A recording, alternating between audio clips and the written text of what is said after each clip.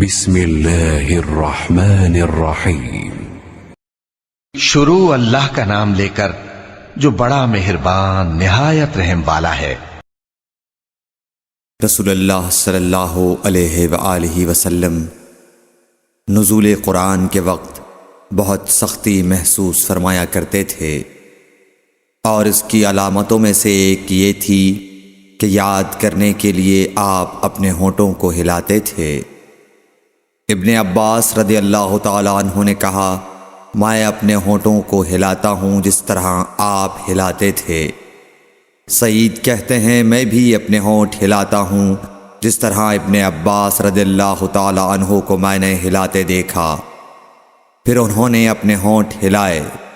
ابن عباس رضی اللہ تعالیٰ عنہ نے کہا، پھر یہ آیت اتری کہ اے محمد، قرآن کو جلد جلد یاد کرنے کے لیے اپنی زبان نہ ہلاؤ، اس کا جمع کر دینا اور پڑھا دینا ہمارا ذمہ ہے۔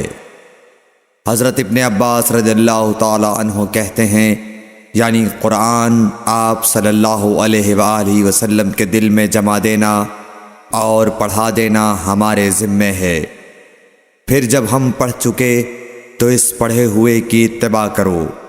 ابن عباس رضی اللہ تعالی عنہ فرماتے ہیں، اس کا مطلب یہ ہے آپ اس کو خاموشی کے ساتھ سنتے رہو، اس کے بعد مطلب سمجھا دینا ہمارے ذمہ ہے۔ پھر یقیناً یہ ہماری ذمہ داری ہے کہ آپ اس کو پڑھو، یعنی اس کو محفوظ کر سکو۔ چنانچہ اس کے بعد جب آپ کے پاس حضرت جبریل علیہ السلام وحی لے کر آتے تو آپ توجہ سے سنتے۔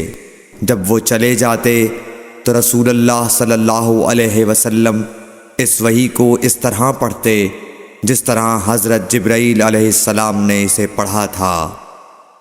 صحیح بخاری حدیث نمبر 5۔